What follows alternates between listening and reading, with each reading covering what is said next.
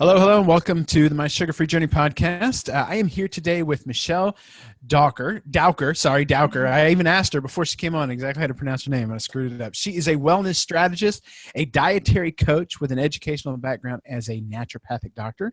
She earned her Bachelor of Science in Biomedical Science, a Master of Science in Human Biology and Nutritional Science, and she has a 4-year diploma as a naturopathic doctor. She practiced as a licensed ND in British Columbia for 6 years, and then she moved now to Quebec, Canada. So, Michelle, thank you so much for coming on the show. My pleasure. Thank you for having me, Aaron. Yeah, I appreciate it. And we were just talking before the podcast started. Usually, when somebody's on my podcast, it's usually because I found something that they've done online and something that he said or something. And I put it in my notes. Like, I want to talk to this person because they said this and I want to find out more about that. And I couldn't figure out what I wanted to talk to you about. So I had to go do research. Who is this woman? Why did I reach out to her? I couldn't remember. So I really appreciate you coming on the show and talking to us about your background, especially what we're going to talk about today, which is mostly women's health issues, because that's kind of what you specialize in. So I gave a little bit of your background, but let's get into it a little bit more. Why did you want to become, or how did you become interested in the medical field? When did you want to know that you wanted to help people with their health, with nutrition, all that good stuff? What was your path like? Yeah, thanks for asking. Actually, my path initially was going down medical sciences and medical research. As you could see from my undergrad, I did it in Bachelor of Science in Biomedical Science, and I was starting to go down the research route in terms of medical research. But during this time, I got really sick. And I was getting worse and worse. I was chronically fatigued. I had chronic migraines, chronic sinus infections. I was gaining weight. I had weird skin issues that were cropping up. And the list goes on. And I kept going to the medical doctors to get help, and they just kept giving me medications and nothing was working. I just kept getting more and more infections, more and more migraines. The pills weren't helping. And doctors eventually just threw up their hands and they said, there's nothing we can do. You're just going to have to live with it. Right. Which is unfortunate because I'm not the only one who's heard this from medical doctors. That's the sad part of the story. But I didn't like that answer. I'm pretty stubborn. So I said, you know what? I'm going to go figure this out. And during my search, someone actually pointed me towards a holistic nutritionist. And I had never heard of one of those before. I knew nothing about alternative medicine, naturopathy, or anything like this at that point. I was a true scientist. But I went to go see her. This was in about 2003. And she told me to change my diet. And she actually told me to cut out dairy and wheat. And at this point, gluten-free, dairy-free was not well known. It wasn't, there weren't like products out there at this point for people who, were looking for gluten-free and things like that. And I never heard of anything like this. I actually told her she was crazy. And she told me, just try it. Just do it for 3 weeks. Just do it and see what happens. And I did. And most of my symptoms just went away like that. Yep. I'd been taking medication upon medication for 2-3 years and nothing was working. And I changed my diet and all of a sudden I instantaneously became better. And that really opened my eyes up to health is more than just taking medications. Right. What we put in our body on a daily basis, especially in the form of food, has a huge role to play in terms of how our body functions. And so that led me down a path of, I want to learn more about this. And I discovered the Canadian College of Naturopathic Medicine, and I decided that's what I want to do. So I went back to school and studied for another 4 years to become a naturopathic doctor. So I can help others figure this out for themselves. That's amazing. So what, after you got your degree, you started your practice. When did you, what did those first couple of years look like when you started to try to really specialize in women's health? Usually most people, just so you know where I'm coming from, most people have a very broad practice, and then it narrows and narrows and narrows as they find kind of what they're really good at. What did that look like for you? Yeah, that's exactly it. I didn't know what my focus was at all at this point. I apologize if you can hear a sound in the background. It'll go away in a second. So I started, it was very general at the beginning. I didn't know who I wanted to specialize in. I was a general naturopathic practitioner at the beginning. But interestingly enough, after I graduated school, I ended up actually moving to British Columbia, Canada on the West Coast. And I was living in a very small, isolated community. And there was no health food stores where people could buy supplements and this kind of thing. So it kind of really forced me to be creative. Mm-hmm. And it forced me to really look at using food as medicine as much as possible so that people can use the things that they could find locally at the grocery store. And so that was my focus at the beginning, was just general wellness, but using food and lifestyle predominantly, as opposed to focusing on using supplements. Right. Yeah, absolutely. So you started dealing with women, and what, I guess, take us through that, because, you know, the kind of a joke that we hear is that hormonally women are like these fine Swiss clocks where 100 different things can go wrong, and you know, it takes a lot of work. Where men are more like bricks. You know, there's just not a whole lot of moving parts. But so women have their own challenges, I think, especially when it comes to dealing with hormones, nutrition, and all this good stuff. So what are the more common issues that you find with women, and how are you handling these issues? Yeah. Two of the most common things that I tend to see women come to me with in terms of general symptoms would be fatigue and digestive issues, especially things like abdominal bloating and gas, and maybe constipation or diarrhea, and then weight gain. Those would be the three predominant things that I tend to see in my practice.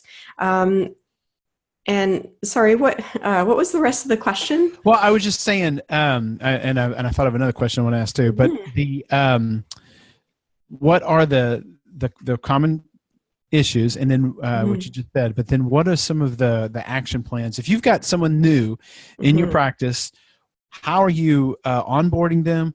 What are the questions that you're going through? How are you trying to troubleshoot? And then, what does a common course of action look like that you're trying to put them through? Yeah, that's a very good question. So when I see them in my practice, the first thing we do is an intake. And so first they're explaining to me what their common concerns are, giving me a timeline, when they started, what was going on at the time. And the more detail that they can give me, the better it helps me understand all the pieces of the puzzle. Right. And then I ask them questions about all the different systems in their body, from digestion to sleep to stress levels, and what they're eating on a daily basis. All of those details help me to understand the bigger picture of what's actually going on. Because it's really important to understand what the root causes are. And that's why understanding when did this start and what was going on in your life. Were there major changes that were happening at those times? Were you exposed to anything? Did you have a major stress? Did your diet change? All of those things are really important factors to understand. Okay, what triggered this? What was the cause? And with each individual, it can be different. But understanding what maybe were those triggers or those causes will help us to understand what path we need to take, right? And it is different for everybody, but some general things that I do focus on in terms of helping people address these challenges. First of all, understanding what it is they're eating, what their diet is like, if there's anything in their diet that might be aggravating or contributing to inflammation, or if there's any type of immune reactivity that might be going on, their stress levels, because stress is huge. Stress is a huge part to play in terms of what's going on in their body, in terms of cortisol, inflammation, immune reactivity. And it can really be an obstacle to them actually feeling their best if they have chronic stress levels. And so we work on diet and stress, and as well if there's sleep issues going on there, or if they're not getting enough sleep. And then over the long term, so we're working on diet and stress, and then over the long term, we're taking a look at what's going on with, their life in general. How are their level of happiness, fulfillment, purpose, their relationship with themselves, how they're treating themselves, and whether they're actually making themselves a priority in their life to take care of themselves. Because especially with women, I find that we feel like we don't have the time to actually do things to take care of ourselves, because we're so busy taking care of our job, our family, our kids, everything else. And so we say, well, I don't have time to take care of me. But the problem is when you do that over time, it's kind of like, is it okay if am I talking too much? No, this is what you're here for. This is okay. Exactly what I want to know. And actually, while I've got you for a second, I also want to know, you mentioned triggers. So are these, when you're dealing with, these issues, how often do you find it's like one trigger, like there was a point in time where something big changed, versus, you've got this long-term accumulation of 100 different things that have to kind of go back and untied one by one. What is that? Yeah. What is that?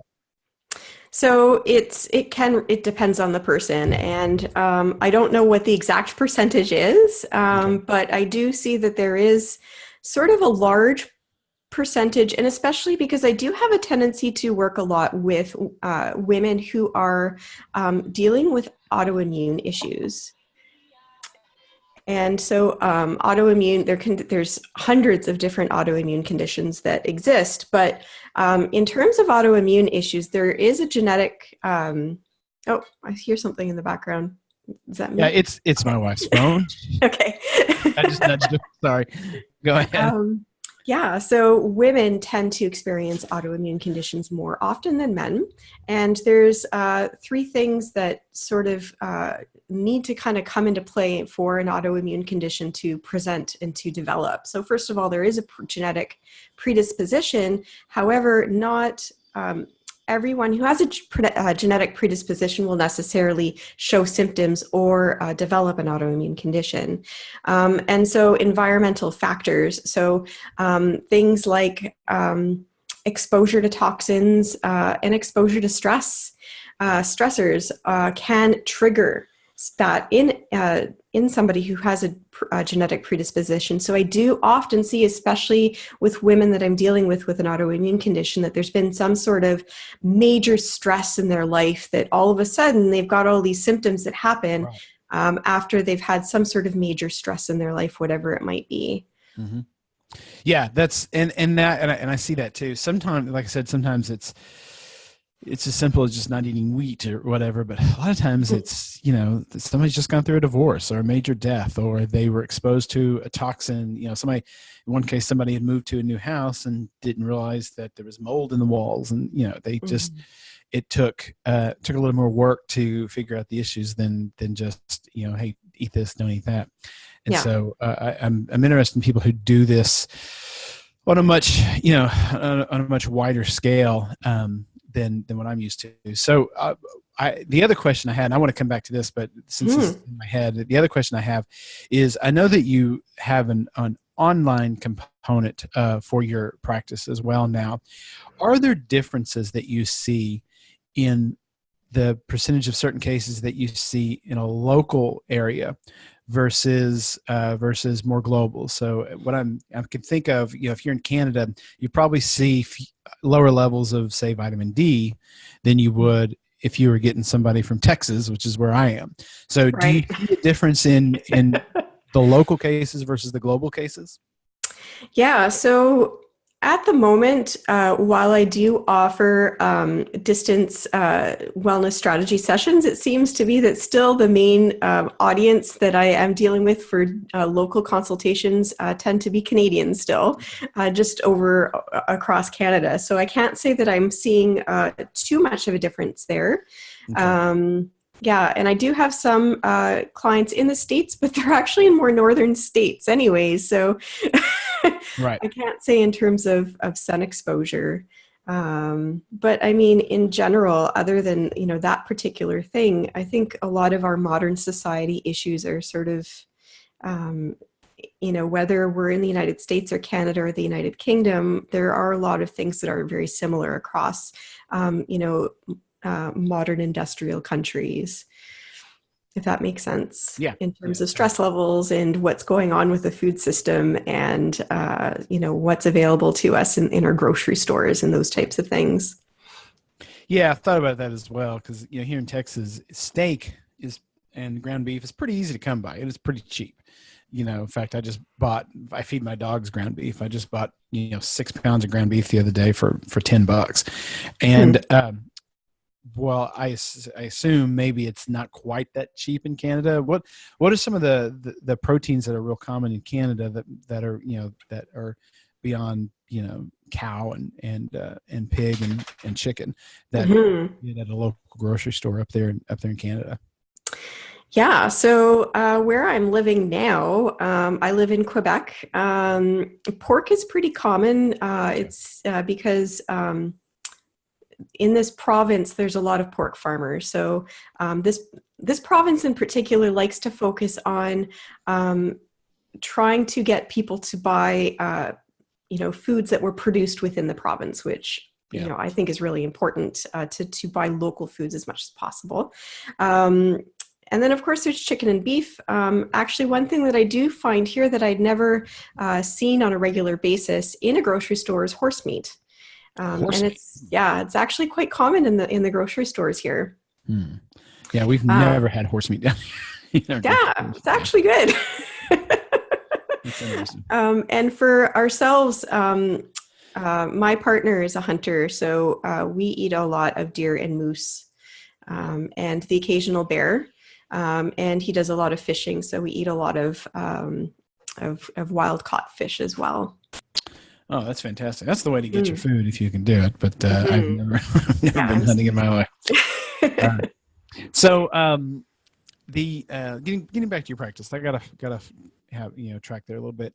Can you give us, of course, nothing identifying, but maybe a case study or two of somebody that came in with a particularly challenging knot to kind of unravel, the steps that you took to figure out what the issue was, and how you were thinking about their issues as you progressed through their care. Let's see. So I'll just speak in general before I'm trying to think of cases in my head. But Sure. I mean, the first approach with anybody, no matter how they're presenting and how serious their condition is, I always start with the basics, right? The foundations of diet and life habits before we start going into, complicated adjustments and complicated treatments. So, the first step, of course, is looking at their diet. And if there's a lot of sugar and processed foods in their diet, that's going to be the first step, is helping them get off of those inflammatory foods, giving them education about sugar, refined flours, and processed vegetable seed oils, and those types of things. And so that's going to be step one. If they've already done that, then I'm going to take a look at if there might be potential aggravators in terms of what they're eating. And the top three that I find in terms of aggravating foods are, of course, sugar, wheat and or gluten, and dairy products. Okay. And so I find that, and it's up to them if they want to, I usually suggest that they do an elimination test and cut it out for 2 to 3 weeks and pay attention to what goes on, and then reintroduce one item at a time.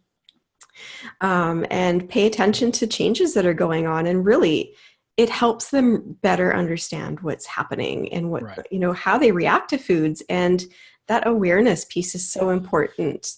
You know, the more that they can start to become aware of their body and reactions that are happening to their body in relation to what they're doing, it's empowering, first of all, and then they can start to understand what choices are going to be, you know, better for them. Mm-hmm. And then, of course, you know, that's the first steps in terms of the dietary piece. And then the first steps in terms of we take a look at their stress. And I ask them, you know, how is your stress levels? How are you managing your stress? What are you doing to manage stress levels? And then we do a little bit of coaching in terms of helping them figure out ways to better manage their stress and their reactions to stress and learn how to calm their nervous system down. And then we see what happens with those simple changes. And for some people, that's all they need. And for some people, it's a great starting point. And then we can deal with what's left after they've dealt with the basics.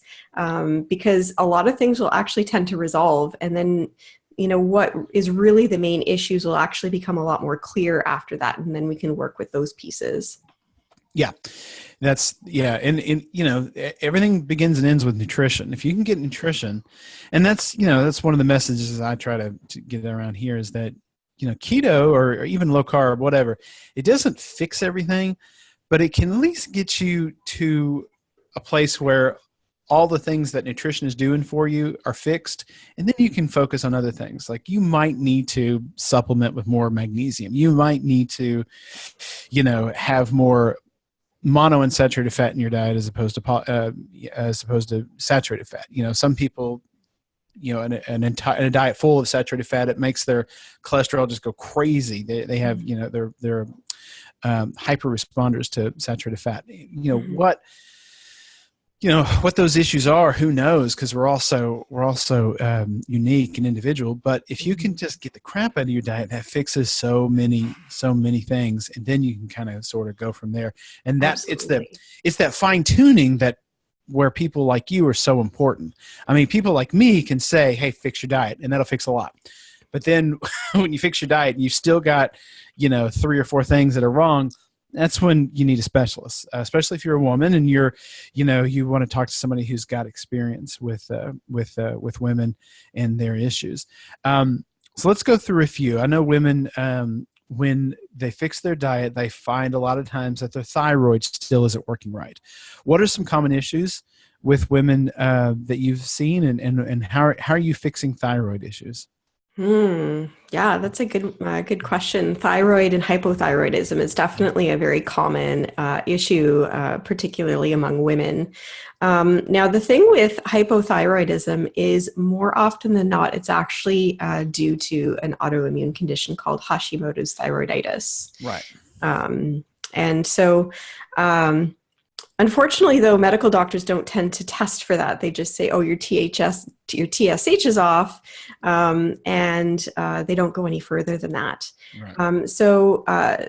You know, for anybody who does have their thyroid that is imbalanced, their TSH is off, a little word of advice is go to your doctor and ask them to test for TPO, thyroid peroxidase. It's an antibody, which can indicate whether or not there is an autoimmune reaction going on towards the thyroid.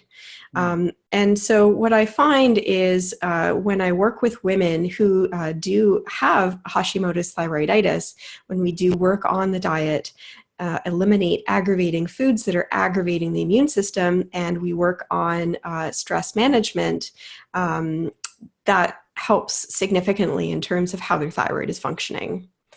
And, you know, depending on the case, there are various supplements that I will use to help to support the proper functioning of the immune system and the thyroid. But honestly, when we start working on those two pieces first, a lot of things improve. Even I've seen TSH levels start to lower by themselves just by changing the diet and working on stress management, which is actually pretty wild.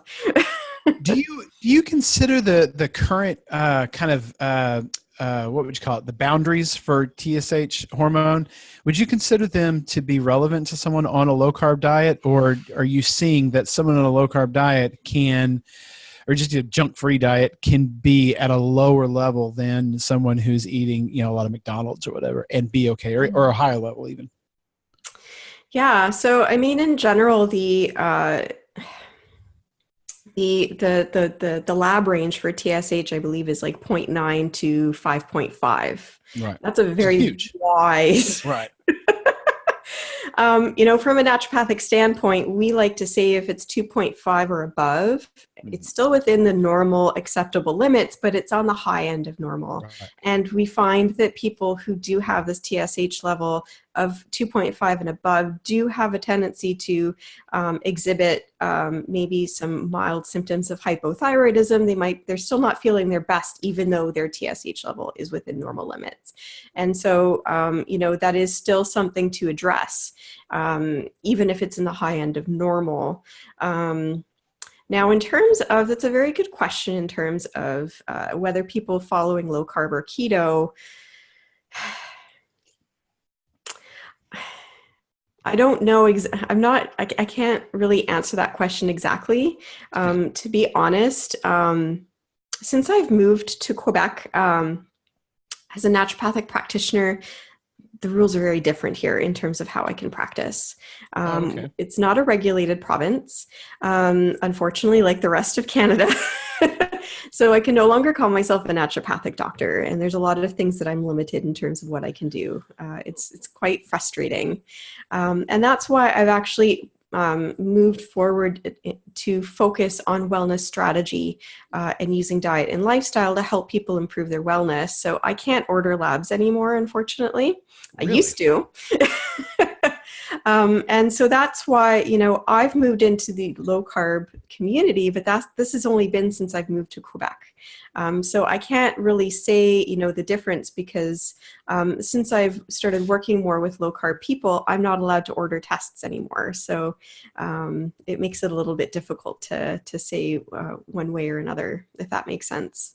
Wow, that's fascinating. So here in the States, we have Any Test Now, which is basically, it's like 7-Elevens. I mean, and they're like 7-Elevens. They're like convenience stores. Okay. You can go into and you can get whatever test you want and any test. Wow. Yeah. You don't have to have a doctor's order. It's totally, you have to pay for it. They don't accept insurance, but right. It's that. Amazing. It's bizarre. So and I didn't realize how bizarre it was until the first time I went into one and thought, what?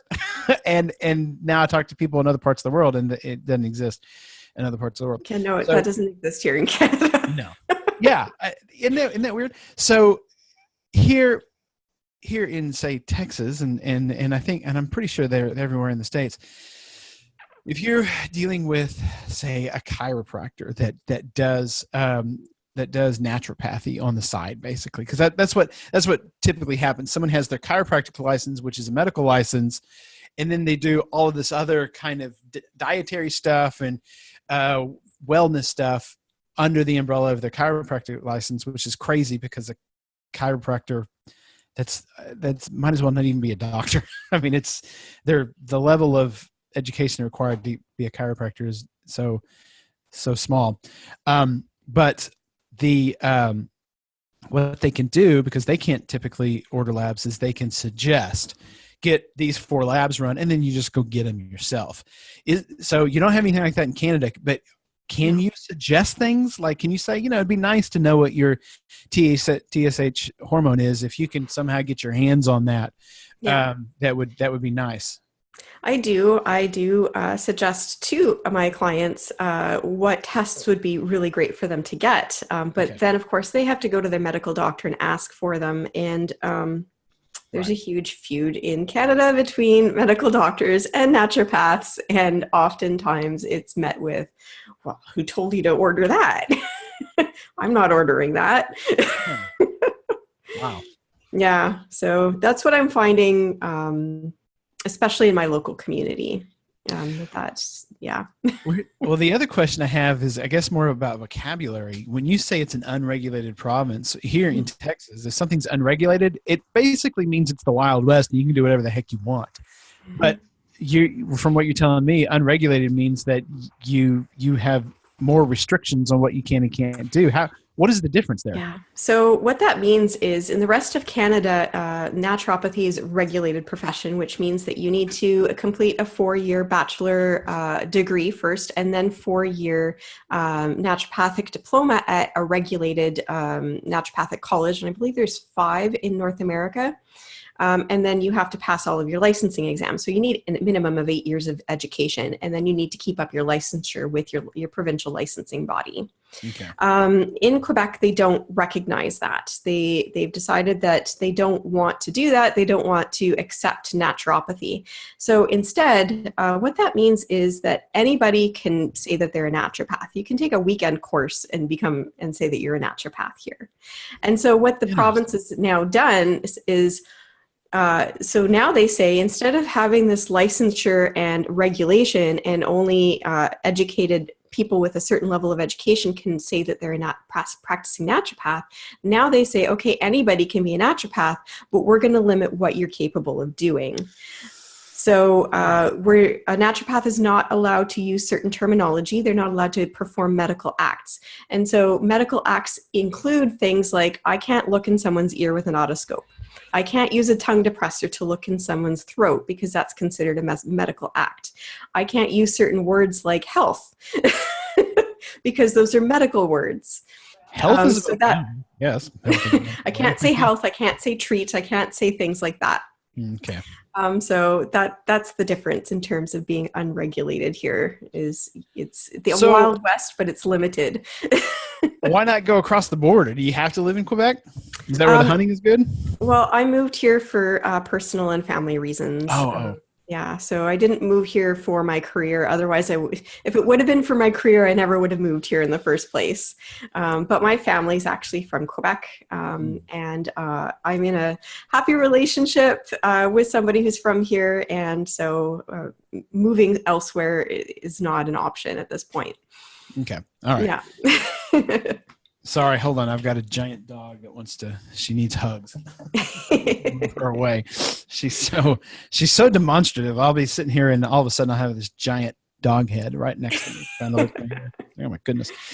All right. Well, that's interesting. You know, anytime that you, and I understand the role of government trying to protect its citizens, you know, and I get that, but boy, sometimes it just seems like the government is meddling in things they just don't understand, and you want to kind of go knock somebody upside the head and say, can we not fix this? Well, of course, I guess it's good for all those people that took the 2-week course in naturopathy. They probably have thriving businesses as well. Well, I think I don't like to get too much into politics, but I think the problem here in this province is the 3 of the big players in terms of who's controlling political regulations in this province are medical doctors. And so I think that's a big problem is, you know, they believe they want to preserve, their profession. And I think they're just kind of wanting to lock everybody else out. Right. It is funny, you know, here in the States, we have a small controversy. It's not very big, but of dietitians trying to put pressure on people who recommend how to eat, you know, basically to other people. And they don't have enough power to really be able to change things yet, but they can raise a stink. And it is interesting, you know, that it's so obvious that they, you know, I get it. They went to school. They've got 8 years of schooling. They've got the practices to think of and whatever. But, you know, at the same time, you kind of want to sit them down and say, how many people getting, you know, a standard diet have you actually helped versus, you know, someone like me who's just telling people not to eat sugar, grains, and polyunsaturated fats and seeing people's health rebound, you know, all over the place. I've got hundreds of people in my Facebook group. That's all that we do. We just don't eat sugar. We don't eat grains. We don't eat polyunsaturated fat, and we eat more red meat. And the changes to their diet are stark. I mean, they're tremendous. And you wonder if a dietitian was seeing that kind of results, there wouldn't be any competition for them. They wouldn't have to fight so hard to protect their industry. Mm-hmm. So anyway, that's my 2 bits. All right.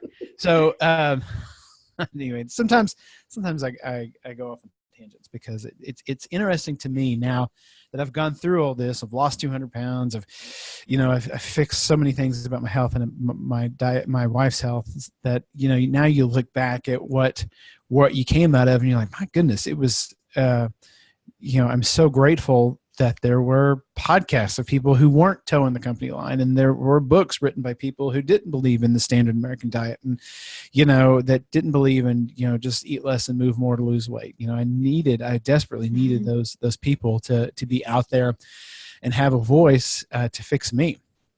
Not to say that there's not somebody out there who's eating a standard diet from a nutritionist that probably improved their health, but they're not as plentiful, I don't think, as people who follow a low carb diet and see their health change, which maybe that's my bias, but that's what I've seen. That's what I've seen. Yeah. Yeah. Low carb can definitely, I've seen amazing results in terms of people who cut down on not only added sugar, but especially refined carbohydrates from things like grains. It creates astounding results. Right. Well, what are your views on fat versus protein? Do you try to get them on a higher fat diet? Do you try to tell them to focus more on protein? Is it just eat real food and that shall fix most things? What is your strategy there? Yeah, so real food is obviously my very first emphasis. So no matter what the source, eating real food, because unfortunately, whether someone is high protein or high fat or whatever, if they're eating fat bombs or they're drinking protein shakes, it's not going to affect their hormones very well, and it's not going to give them the nutrients. Now, my personal thing is, especially with women, I see very commonly that women have a tendency to fear protein, especially if they're like wanting to lose weight or control their portions. It seems that the first thing that they try to skimp out on is the size of the portion of their protein. Obviously we all know that protein is highly satiating. And so what they're doing is they're not helping their hunger hormones very well. If the first thing that they're doing is skimping on their protein portion. So I'm actually more of the vein of making sure that you're getting enough protein and nutrient dense foods. So I like to focus more on like protein and then maybe nutrient dense low carbohydrate vegetables as the primary. I like to suggest more to find your fats from naturally occurring foods. Right. Like, so what comes in the food that you're eating. So like the fat that's in your meat and your fish, and choosing fatty foods like olive oil or olives and avocados rather than consuming fat bombs made out of coconut oil, things like that. Yeah, I would definitely agree with that. And I've seen, people, especially in the first year, say, of going keto or going low carb, that they haven't quite got to the point where they don't have to have a dessert every night. They eat a lot of fat bombs and they come to me like, I haven't lost weight in 2 months. What am I doing wrong? So, you're probably eating too much, probably eating too much junk. And you have to kind of go through and figure out what's happening. And that's the problem is, with any diet, there's going to be junk food alternatives. Yeah. So, there's even ketogenic junk food out there. Yep. And so, yeah. Yeah, I got an ad the other day for Slim Fast keto bars. And I went and looked up, the ingredients, and half of the ingredients I would never eat. And then the total carb, I forget what the total carbohydrates were, but it was high enough to get you out of ketosis in one bar. It was like 25 grams of carbohydrates in one bar. But of course, they put a ton of sugar alcohol, a ton of sugar alcohol and a ton of fiber. So I can just imagine them putting, the equivalent of edible sawdust basically in their product, enough to get it down to where the effective carbs, or what do they call it? They call it. It wasn't effective carbs, but there was a word that they used that meant that basically, or not actual, but it was like, the carbs that actually affected your body or something like that was 2 or 3 grams per per bar. It's like, how, Interesting. you're getting all those carbohydrates and you're putting in all that fiber. They're two separate things. Your body, they're separate. They're not, there's no way that this insoluble fiber that you're adding this bar is slowing the rate at which that carbohydrate is being dissolved and being absorbed in the bloodstream. It's not doing what fiber is supposed to be doing. And they don't care. They're just marketing to people who read a magazine article last week about how keto is the next big thing to lose weight, and now there's a product out there that says keto on it. It is very, very frustrating to see that and to hear that. And I bet there's also seed oils in that bar as well. Well, yeah, there's definitely seed oils in that bar. There was I think it was like a canola base that they were doing, and that's the other thing is that when something says high fat, you look at it and the high fat is some nasty fat that you. And that's the thing is these foods are highly inflammatory, so maybe they might fit those macros, but the problem is, especially with weight loss, inflammation is a huge, piece of that puzzle. And if you're still eating inflammatory foods, even if they fit a macro, you're not going to lose weight. Yep, absolutely. So I think we've come to the end of our time here. I want to real quick talk about your practice. I want my people to know what it is that you do, what it is that you offer, and then where they can find out more about you. Yeah. So I've decided to recently to shift online in terms of my practice. So I have a website, wellbalance.ca, and you can visit there. It's in the process of going through a transition at the moment, but you can go there, learn more about me, learn more about what I offer in terms of I do offer coaching and consulting, so I can help work with people to help them understand, first of all, what might be the root causes of the issues that they're struggling with, particularly things like fatigue, digestive issues, mystery symptoms, chronic illness, autoimmune issues, things of that nature, and then help them strategize what dietary and lifestyle adjustments are going to help them to remove those obstacles and help them feel better, as well as life coaching. So helping them with that stress management piece, helping them to find more purpose and fulfillment in life so that they can really enjoy life to the fullest. And also on my website, I have a blog with some articles that I've written. There's a recipe section, and then I also offer programs, and that's starting to I'm creating some new programs that'll be coming in the near future. Right now, I've got a free program that anybody can check out on how to cut out sugar out of the diet step by step. So it's a really great starting point for those people who might be struggling with figuring out how to cut sugar out. And then I've also joined forces with Dr. Jay Wrigley. I think you know who that is. Yeah, he was on here not too long ago. Yeah, and we've recently created a program called the Ketogenic Code, and you can learn more about that at the Ketogenic Code or ketogeniccode.com. Okay. And it's a program specifically for perimenopausal and menopausal women who are struggling with weight gain, fatigue, and just not feeling their best. And maybe they've tried low carb or the keto diet, and they're not seeing the results, because sometimes that macro of the high fat is actually not optimal for, this age range because of the hormonal imbalances that are going on. So we've joined forces. I provide the coaching aspect, and Dr. J provides the hormonal balance and supplement side of that. I am on most frequently I'm on Twitter. I'm also on Instagram and Facebook, and my handle for all three is WellBalanceND, so N like naturopathic doctor. Right.